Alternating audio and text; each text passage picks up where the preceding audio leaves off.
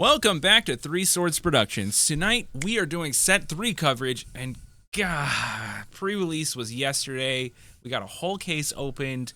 Almost two. Almost two. Two. Yeah, we ended up with 21 boxes total. My God, I love One Piece. And we were up until like 3 a.m. last night, just sorting cards, getting ready for today. And me and Alex spent, I swear to God, 10:30 a.m. It is currently 11:30 p.m. and we've spent every single drop of that playing One Piece today. It has been so incredibly hype. And Chad came over probably like 8 p.m. And God, we've just been playing One Piece. It's been so much fun. I literally can't wait to do the exact same thing again tomorrow and Sunday. And yeah, this is one of our games tonight. It's Zoro versus Ace. Yep. And we actually got super lucky, got some alt-art leaders, so you'll be seeing those on the channel a lot more. I'm pretty hyped about that.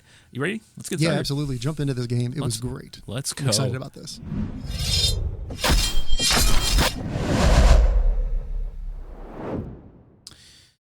All right, like right off the rip here, we're gonna get started. I'm on Zoro's side. I know I don't normally play red, but Zoro is a leader that kind of shifted its dynamic going into set 3. I think personally, you were playing a very one-drop heavy deck. You were trying to go fast with like Sunny-Coons and things like that, but now we're playing all searchers, and you're having more of a Whitebeard package with kind of this really beefy 5-drop Marco. As kind of the centerpiece before you get to Edward Newgate. So Zoro is a lot more interesting than it had been in the past. And that's, I kind of started on that. I'm glad to see you playing Ace. Yeah, I'm really excited about Ace. It's one of the 3 leaders that I like the most out of the set. And I do agree that Zoro did make a huge shift because it was all 1-drops, it was all low to the ground. And now you get to see them kind of like go into not what I would consider like a mid-range strategy, but they have much more depth to them than they did before and way more options, which is kind of scary. I mean, red decks now, like, you don't really know. I don't know that we have seen yet a hyper aggro red strategy pop up for set 3. I mean, it kind of feels like Zoro's taking that role. But again, I mean, we're playing searchers that are 2K bodies, like the Izo here. Just picking up Marco is like pretty good. But Izo is a 2K body, which means that you're not going to go one down and attack like you had been with Sunny-Coons. This is very different now. We have the ability to go into the last game here with like 6, 7, 8 cards in hand with a bunch of life. We can actually protect our leader now. Previously, we really couldn't outside of Radical Beams. Yep.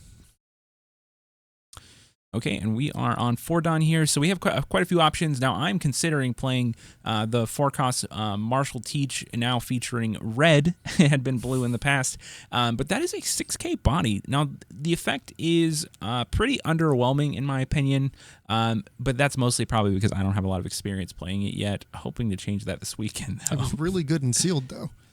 Oh, you liked it there? I loved it in sealed. Okay. Yeah, I mean, I didn't open any of those cards in sealed, but wow, that would have been, yeah, you're right. I guess pitching 4K is not a big ask, I think that's a 2-drop in order to cycle to draw a card. Like that's any of the vanilla 2-drops. There was like several 3-drop Whitebeard cards that were released. Yeah. It was super easy to like facilitate that card and then just being able to swing in sealed for 7 consistently, and then drawing a card on top of that was pretty big. Yeah, I'm wondering if like Teach is like one of those cards that don't seem great right off like the surface in Zoro, but as we shift towards, because I know we will, Luffy strategies, then that card starts to look significantly better. I wouldn't be surprised if we saw that. Yeah, me either. But as we just showcased 2 seconds ago, it still just dies to Jet Pistol. Yeah. It does, but it only costs 4, so it's not too bad. That means 4 cost 6K is vanilla stat. True. It is vanilla stated with a draw relevant effect. ability, Yep. And it goes to 7K for basically free. And just the old effect, that heavy cost of drawing a card. Yeah, right. It doesn't even feel like that much. Who would want to cycle a card and get bigger? Right. Let me get rid of I don't know. So here's the problem with the Martial Teach in this current build of Zoro. There's not a lot of cards I want to discard. It's kind of like blocker Marco, and that's about it. Right. So obviously you can't pitch Buggy, you can't pitch Izo, and you don't want to pitch 5-cost Marco really. But here my board is kind of accelerated, and you're on 0 characters. So yeah, unfortunately, I had a really slow start. We're going to see a turn here where I'm going to start trying to build that board. I'm going to swing in one more time. I'm pretty sure I'm about to play 5-drop Marco, try to clear pick Buggy. Up King Do. So yeah, come across for 7, play Marco, clear Buggy. Yep. And seeing you pick up King Do from this recording is not great because that means King Do is on its way, and that is threatening, especially since my board is pretty much non-existent. Yeah, I mean, when you pay 5 for a Marco and you kill a character that was, when you kill a Buggy, Buggy's significantly stronger than the Ezo, of course. But you kill Buggy, and then I just play King Do. You're not going to feel good about that. No, you know, I played a 7K and you played a 6. didn't feel like the perfect exchange. Is that 3 Whitebeard pirates that I'm holding in hand right now? That's so nuts. Ooh, you are holding 3 Whitebeard pirates. It's a good thing that you can discard those to Marco if I tried to kill it. Well, if your board was a little beefier, you might try. True. We're going to play Ezo here and pick up 5-cost Marco. So, look at that pretty alt art. Alt art. Some group just opened 21 boxes. Nah, couldn't be us. Couldn't be us. But yeah, that's really nice alt art Marco for sure. Yep. King Do comes down. Yeah. And that's a lot. I mean, that's a really big board. It's a lot of Ezos, of course, but so the awkward thing about Ezo is that you can see my hand. Like, I have a lot of plays to make, and committing Tudon to the Ezo to make it a 5K attack really isn't one of those that I want to line up. You have a ton of cards in your hand right now, and I don't really want to commit all of my Don in order to give you more cards. I want to fight for the board a little bit better, like quality of my characters as well. So Marco's going to come across. Yep, we're going to swing Marco, and then... That's 6K at my lead, and I could have possibly done something about that. I could certainly Radical Beam out of it, and we're going to see Whitebeard come down, and this is an ace attack for 7 here, and we are going to Radical Beam out of this one. Yeah, not really much reason to go below 2. Yeah. Everything's online. Right, yeah, my Radical Beams are now active, and, but the Whitebeard here was really strong. I mean, I think that you feel like, hey, I have a lot more characters than you do, but that's actually not true. I mean, the Ezos, like I said, they don't really attack well. It's a huge Don commitment to get those across the table, and the King Do is contesting your Marco, and of course I have my own Marco, but the ball was in your court to play a strong character, and I think Edward Newgate is that character. Yeah, Edward Newgate is always that character. He's that guy. He is that dude. So yeah, I mean that is going to put us back in a parity here. Now I'm also holding 9-gate, but I have 2 life, and I actually think that you could break through with quite a few strong attacks. I mean, you see all the Whitebeard pirates in my hand. If those were 1Ks, I think we'd be in a good spot. But unfortunately, they're not, and it is going to cost me quite a bit of Don in order to play those. That's 4 Don gone. Obviously, I can't do that and play Edward Newgate, so we're going to need to make a decision here. Correct. Do I play 9-gate, hope my opponent doesn't really commit to this attack, or do I forgo playing the 9-gate and just play the Whitebeard Pirates instead? We're going to come across here for 7 with the Marco. Now, that could be on lead, but it could also just be on the Marco. I can't quite remember here. We're going to find out very soon. Yeah, I believe you were swinging lead because you were 7. Okay, that makes sense. You're just pressing lead. And this is 8K on lead now. Yep, and then we combo out. I believe is a misstep. Probably should have just let myself go down to 2. That does come back to bite me later on. I remember that pretty clearly. Just because there's a Radical Beam if you see me cycling through it. Right, like you kind of want to be at 2 here. Yep. But that's, me not being a red player, not remembering all my effects. Well, I mean, it happens, and being able to protect yourself with Ace is a bit stronger as well. Like, you're not going to have the same catch-up mechanics that, Zoro might have to be able to just turn the corner, so the game's going to go a little bit longer for you. It makes sense to keep your life total, at 3, especially if you're holding Newgate. That second copy of 9-gate here is going to be really powerful if you're able to play that. And we're just going to play Whitebeard Pirates here instead of taking the Newgate line. I like that. Obviously, I'm the one who made that, but I really do think that you're just going to pressure me since you're kind of feeling cornered yourself, and there's nothing that I can do to stop you. I just accept hope that the last 2 of my life do something, but that's not a good plan. There's another alt art, and that is such a pretty alt art. Oh, you like that one? Yeah, I'm a big fan of that. Fire Fist is beautiful. I actually need to pick up one more for the deck here. Yeah. Play another Whitebeard Pirates here, and my opponent's going to be surprised when I play all 4 of them in a row. But that's a Marco, so I do like that pickup. Yeah, Marco's actually pretty big here. It really forces me to consider how I'm going to close out the game. Right. You have a recurring blocker. Very hard to navigate. Yeah, so I mean, I think if I had picked up the Marco on the first Whitebeard Pirates, I might not have committed to playing all of them this turn. But because it was kind of on the second one here, we did just play it. Okay. But Marco comes down, eating my Ezo. Now, that's actually fine with me because the Marco here is going to just eat Ezos anyways. So we are going to let this 6K come across, and you're just going to discard Jet Pistol here to keep it alive and kill another Ezo. Yep. But that's actually what I wanted you to do so that I can play this buggy without killing your own Exactly, character. yeah. Right, like this basically this saved me one Ezo overall. Yep. And we missed with the buggy. That is the second time I've missed with buggy here. And, you know, of course, holding 4 Whitebeard Pirates is going to lend itself to missing with buggy. But we did play, I think, 13 events in this deck, so that was a little unfortunate. Well, if you played 13 and you had 5 that we know of, mm-hmm. That's quite a few. Right, but I've also dug through the deck with a bunch of Ezos as well. So, you know, we've seen quite a bit of the deck as That's well. fair. That's fair. But yeah, I mean, like I said, this new brand, this new breed of Zoro here is doing different things. Like you're playing Curly to Dance, you're playing multiple one-drop searchers. Like you are not the same Zoro anymore. This is an elevated list. Yeah, absolutely. Now, my deck list specifically might be a little bit incorrect, but I do think what Zoro is going to be doing in set 3 is a little bit disgusting. But it slows down the game a little bit. I mean, we're not playing incredibly quickly anymore. We're going to be, you know, turtling up behind Marco and sheltering up behind our bigger characters, and we're playing a very mid-range game that we hadn't played before. I actually think that the meta is going to be a little bit slower, and I think that's exciting. Yep, and then you see me trying to clear the board, realizing I'm losing control of the game. Need to try to like make some headway by just removing your threats or at least clearing the blocker out to give myself a real chance of turning the corner and just ending the game.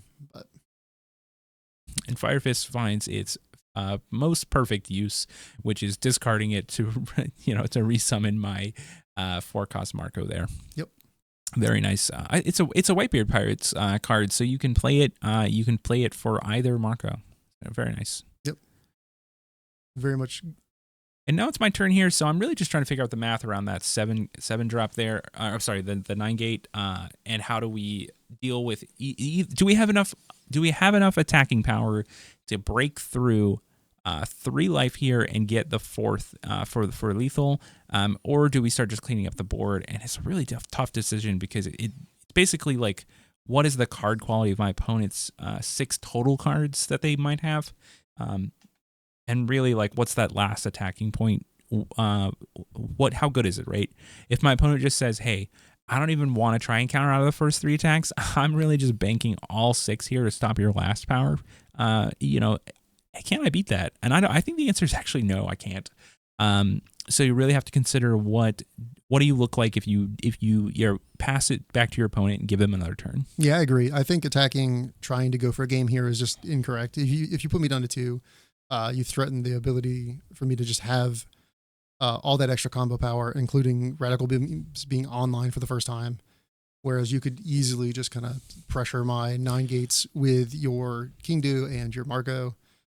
It's not too far out of reach for you to do that. Yeah, and you see you're just going for board, which is definitely the correct play. Yeah. You force the Marco. Yeah, I get to clear your 1-drops, but... Well, one of my 1-drops, right? Not all of them.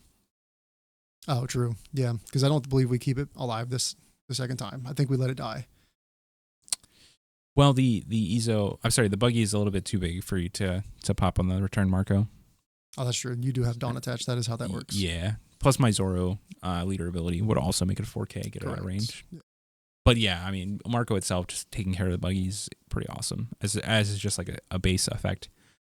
And we're going to come across here and challenge it one more time, and I think we need to see it break, and then we're going to need to see the Kingdu attack the 12, the 9 gate there. All right.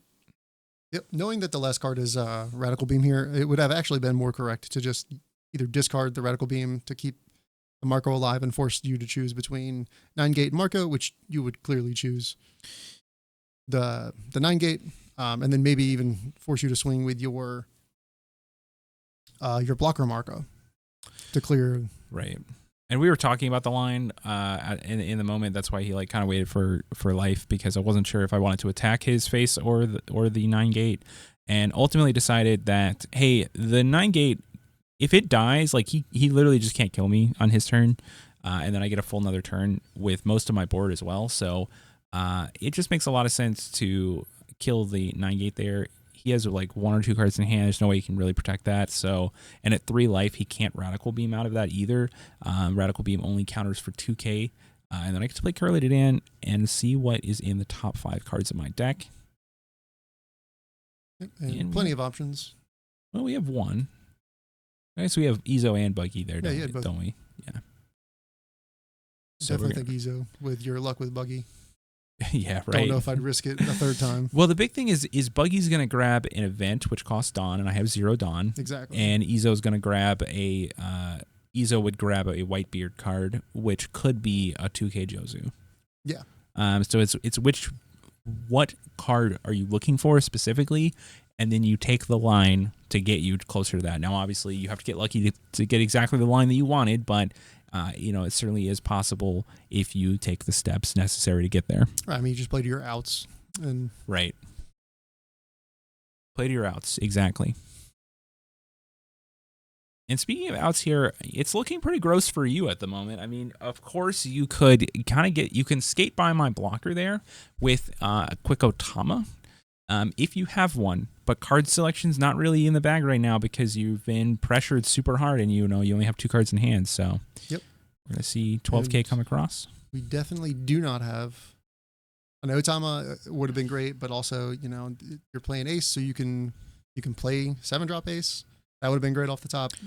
Did not see that. That would have been some fire there if you were able to Otama equip to the 9-gate swing, pop the Marco, and then play ace and swing at face. It would have been, oh man, you could actually discard cards with your leader ability as well to pump that final leader attack, and possibly get through if I'm holding absolutely nothing. It would have been a cheesy way to steal one with a 3rd attacker, yeah. But I think that, I mean, of course, that line is easily countered out of, but right. It is going to be, we're probably going to see that on camera at some point in the future. If people still play ace, like there is a percentage of games that will end that way. With those cheeky, like, oh, I don't have any Dawn, but I do have a lot of events in my hand. Those are now attacking power with ace. That is the power of your leader. And we're going to come across and turn that leader sideways, and it is going to be fighting down a difficult decision. That is what it is going to be fighting right now. Now, I mean, these pseudo mirror matches here, when it's red versus red, things can get extremely tight. I mean, these are new cards that both players are using, and the games feel very close. I was able to go super wide with my Ezos and Buggies, and you were able to just keep your card quality high and protect yourself with good events, protect your characters with events. It all feels very good. And what we're seeing is, like, I had to math out whether or not I could kill King Do, because that card can't live another turn. And we see Fiery Doll. I mean, that's a very interesting addition here. I think that's going to be an ace exclusive. Honestly, it's not leader locked, but it is only it's a 4K for 2 cost. And I don't know that many decks can utilize that except for ace, really. But I love that card. I'm a real big fan. The trigger is super relevant. It very much gives vibes of Red Hawk. Yeah. Yeah. I mean, that card is like crazy powerful if you have it in your life. And I honestly love the aggression. Like towards the end of the game, you can use it to like clear characters with cheaper Dawn. I mean, that's going to let you stay super efficient in the mid game. I think that card has a home in Ace. I don't think other decks want to see that card. But I really hope I'm wrong, because nothing would thrill me more than seeing like a mid range ass card like Fiery Doll just in all the red decks just be a staple. Yeah. I do really like the card, but I'm on the fence. It feels good a lot of the time, or at least a little bit over half the time. Feels really good in life, though. And that's what, a 9K attack with your ace leader here? Yep, 9K. 9K was coming across at what? Was that the King Do? Oh, no. You're a really big attack because you Fiery Dolled for 4. That's a 13K at the King Do. That's massive. Yeah. That was a lot. Okay. Yeah, and you said 13K at King Do, and I said, it's dead. Yeah, you got it. Hey, mission accomplished, Tom Cruise. You did it. All right, and we're gonna return swing. A lot of power coming at your guy now. 9-gate, Let's see what you can do. Was nothing. Hey, you said 13. Me too. Let's go. Now we're just gonna start pressuring life. I have no real threat on the board anymore. You've done completely turned the table, the corner, and are in full control of the game. Right. I have one blocker up with 2 life, and you have no attackers except for leader. And even if you play some rushers, it will not be good enough. Now I have free range to take care of your life. Fighting through 2 9-gates. I mean, I had a very similar board state as you. Fighting through 2 9-gates is crazy, and this is exactly why I say we're in a new era for Zoro, because whoa. You know, the cheap 1-drop attacker deck would not be fighting this hard against double 9-gate. No, double 9-gate against old Zoro is almost a shutout. It's a shutout, yeah. But here it was like, I didn't even flinch. Crazy. Okay, ace is going to come across. Okay, so yeah, you played 7-drop ace. A lot of aces on the table right now. 7-drop ace came in. We minus reduce both power. Marcos. Yep. Now we're swinging lead against the 3K Marco that's tapped. Just gonna let it die. Yeah, we don't have any more events in hand, and we couldn't defend it, so not really worth. That's okay. Now we could consider blocking with Marco. Just to force your 7-cost ace to attack the 5-cost Marco, but it is wow. We have ace leader, ace character on board. We have Marco 4-cost and Marco 5-cost. This could not be a more confusing board state to commentate over.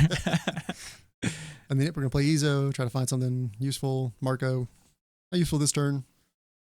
May see some use. Right, like it doesn't feel good when you play the Ezo and get a 1K that you can't play to the board this turn. Right. So that is basically like hey, one Don was tapped. Something happened, but it was really nothing. So I mean, I'm on my side of the board. That is the kind of thing I want to see. We just passed the left 2 Don up. We know that Steven doesn't know who cards in hand. We know that he knows the Marco. He can at least guess at this point that there's 1 radical beam, or we're posturing for 2. Correct.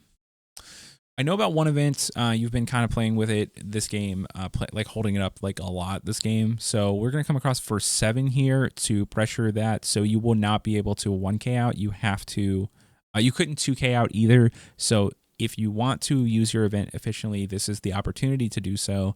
And we both know this is not the attack that you want to use that radical beam on. Exactly. So we really end up just gambling that last life is relevant in order to force some type of play and some type of out. Right. And in my brain, I was like, well, what can I do if that's a Red Hawk, right? And really, there's nothing. If it's Red Hawk, we just swing as big as we can with our leader and hope that it's enough. We do actually find out that Red Hawk it's not the out, right? So Fiery Doll comes up, we minus the leader, force the blocker to attack. Yes. For lethal. And this is exactly what I was thinking. You know, what can I do? So actually, I will say you kind of lost 1,000 power. If you had targeted the Marco, then I have to swing with my lead, who isn't getting that buff from Don already equipped. True. However, I guess it's the same either way. It gives us an opportunity. Let's talk about it at the booth. Yeah.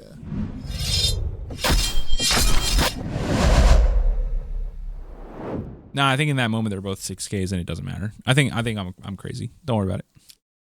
No, Marco was 7K. Marco, because you were playing around Jet Pistol. Yeah, so there was one Don equipped to it was a 7K. Like I know the Marco was getting buffed by the leader, so I kind of felt like I was getting something by you red hawking my leader to make me swing with the Marco, because the Marco was getting like the Anthem buff already from the Zoro leader. So right. It was kind of like maybe that one gave me 1,000 extra. I don't know. It's late, but it yeah. Is late. So that one kind of felt like maybe you just missed targeted by 1, but I don't know that you were that close. Were you off by 1K when you counted out? I was off by 2. 2K? 2K doesn't matter. If it's 1K, then we'll need to like run the numbers. We'll get our top analysts on the case for. Yeah. We'll post a follow-up video. hire some scientists. All right, guys. Thanks so much for tuning in. Again, this is video number 2 of the crazy amount of set 3 videos that we're gonna have up. If you are excited about a leader, let us know in the comments. We will get that posted as quickly as we can. But yeah, stay tuned. We're going to have every single matchup that you could possibly think of on the channel over the next 2 weeks. It is going to be an absolute delight for us, and I hope that you all enjoy it. If you're still here, consider liking the video and subscribing to our channel. That would mean so much to us. We are insanely close to 1,000. It has been a crazy year. I would really love to get there as quickly as possible. So thank you guys so much for helping us out, and we will see you in the next one. Good night.